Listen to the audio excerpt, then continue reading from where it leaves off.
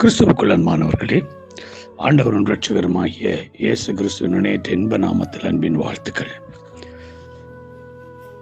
இந்த வாரத்தில் நாங்கள் தொடர்ச்சியாக தேவனுடைய சமூகத்தில் அல்லது ஆலய பிரகாரங்களில் நாங்கள் எப்படிப்பட்ட சூழ்நிலையில் எப்படிப்பட்ட நிலையில் நாம் ஆண்டுடைய சமூகத்தை நாங்கள் விரும்புகிறோம் என்பதை குறித்து தான் நாங்கள் தியானிக்க போகிறோம். முதலாவதாக நாங்கள் பார்க்க போகிற காரியம் சங்கீதம் 84:1 முதலாம் வசனத்தை 2ஆம் வசனத்திலையும் பார்க்கும் பொழுது, சேனைகளின் கர்த்தாவே, உமது வாசஸ்தலங்கள் எவ்வளவு இன்பமானவைகள். என் ஆத்துமா கர்த்தருடைய ஆலய பிரகாரங்கள் மேல் வாஞ்சியாய் தவனவுமாயிருக்கிறது. என் இருதயம் என் மாம்சமும் ஜீவனுள்ள தேவனை நோக்கி கெம்பிரித்து சத்தமிடுகிறது. அல்லேலூயா. அங்கே பார்க்கிறோம் பிரியமானவர்களே, வாஞ்சை என்ற சொல்லுங்க ஏங்கி தவிக்கிறது என்று பொருள். ஆலய பிரகாரங்களிலே, கர்த்தருடைய ஆலய பிரகாரங்களிலே அங்கே தாவீதினுடைய ஆத்துமா அங்கே ஏங்கி தவிக்கிறது என்று சொல்லுகிறான்.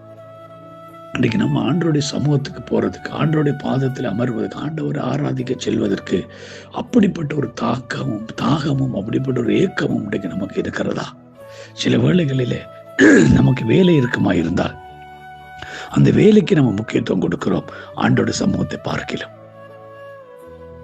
சில வேளையில் உடல் பலவீனமாக இருந்தால் உடல் பலவீனத்துக்கு முக்கியத்துவம் கொடுக்கிறோம் ஆண்டவருடைய சமூகத்தை பார்க்கலாமான தாவீது சொல்லுகிறான், என் ஆத்துமா கதறுகிறது. 42வது சங்கீதம் அங்கே முதல் 2 வசனங்களிலே நாங்கள் பார்க்கிறோம் பிரியமானவர்களே, மானானது நீரோடே வாஞ்சித்து கதறுவது போல தேவனே என் ஆத்துமாவை வாஞ்சித்து கதறுகிறது என்று சொல்லுகிறான். என் ஆத்துமா தேவன் மேல், ஜீவனுள்ள தேவன் மேலேயே தாகமாயிருக்கிறது. நான் எப்பொழுதும் தேவனுடைய சந்நிதியில் வந்து நிற்பேன். ஆமென்.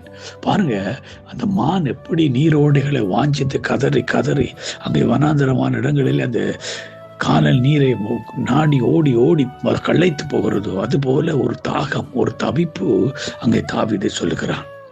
மான் நீரோடை வாஞ்சித்து கதறுகிறது போல என் ஆத்துமா தேவனிலே வாஞ்சித்து கதறுகிறது. ஜீவனுள்ள தேவனுடைய அந்த சந்நிதியில அவன் அந்த தாகத்தோட ஏக்கத்தோட அங்கே தவிக்கிறதை குறித்து தாவீது சொல்லுகிறான். பிரியமானவர்களே, இன்றைக்கு நீங்களும் நானும் எப்படிப்பட்ட தாகமுடையவர்களாக இருக்கிறோம்? ஆண்டவருடைய சமூகத்தை குறித்து, ஆண்டவருடைய ஆலயத்தை குறித்து எங்களுக்கு எப்படிப்பட்ட ஒரு தாகமும் ஏக்கமும் தவிப்பும் இருக்கிறது? ஆண்டவருடைய முதலாவது தேவனுடைய ராஜ்யம், முதலாவது அவருடைய நீதி, முதலாவது தேவனுடைய ஆலய பிரகாரங்களில் ஆண்டவரை ஆராதிக்கிறதை முதன்மையாக கொள்ள வேண்டிய கட்டத்தில் ஒவ்வொரு தேவ பிள்ளையும் இருக்கிறது. பிரியமானவர்களே, 61வது சங்கீதம் 63வது சங்கீதம் 1ஆம் வசனம் சொல்லுகிறது, தேவனே நீர் என்னுடைய தேவன், அதிகாலமே உம்மை தேடுகிறேன். வறண்டதும் விடாய்த்ததுமான தண்ணீரற்றதுமான நிலத்திலே என் ஆத்துமா உண்மையில் தாகமாயிருக்கிறது. என் மாம்சமானது உண்மை வாஞ்சி. வறண்டதும் விடாய்த்ததுமான அந்த நிலம் எவ்வாறு நீருக்காக தேங்கி தவிக்கிறதோ அதுபோல அங்கே தாவீது சொல்றேன், என் ஆத்துமா உண்மை நோக்கி கதறுகிறது, உண்மை நோக்கி வாஞ்சிக்கிறது, உண்மை நோக்கி ஏங்கி தவிக்கிறது என்று சொல்லுகிறான் இல்லவா? நீங்களும் நானும் அப்படிப்பட்ட ஒரு தாகத்தோட, அப்படிப்பட்ட ஒரு ஏக்கத்தோட, அப்படிப்பட்ட ஒரு தவிப்போட நம்ம ஆண்டவருடைய சமூகத்தை, ஆண்டவருடைய ஆலயத்தை, ஆண்டவருடைய பிரசன்னத்தை நாங்கள் நாள்தோறும் தேடுவோமா இருந்தால் நிச்சயமாகவே கர்த்தர் மத்தியிலே பெரிய காரியங்களை செய்ய ஆரம்பிப்பார். ஆமென். நாம் எந்த அளவுக்கு அவர் மேலே தாகமாக இருக்கிறோமோ, எந்த அளவுக்கு அவர் மேலே விருப்பமாக வாஞ்சியோடு நம்ம இருக்கிறோமோ அந்த அளவுக்கு அவர் எங்களுக்கு அவருடைய சமூகத்தை, அவருடைய பிரசன்னத்தை எங்கள் மேலே கொண்டு வருவார். பிரியமானவர்களே, அப்படிப்பட்ட ஒரு வாஞ்சி விருப்பத்தையும் கர்த்தர் தாங்கள் ஒவ்வொருக்கும் தந்தருள்வாராக. God bless you all.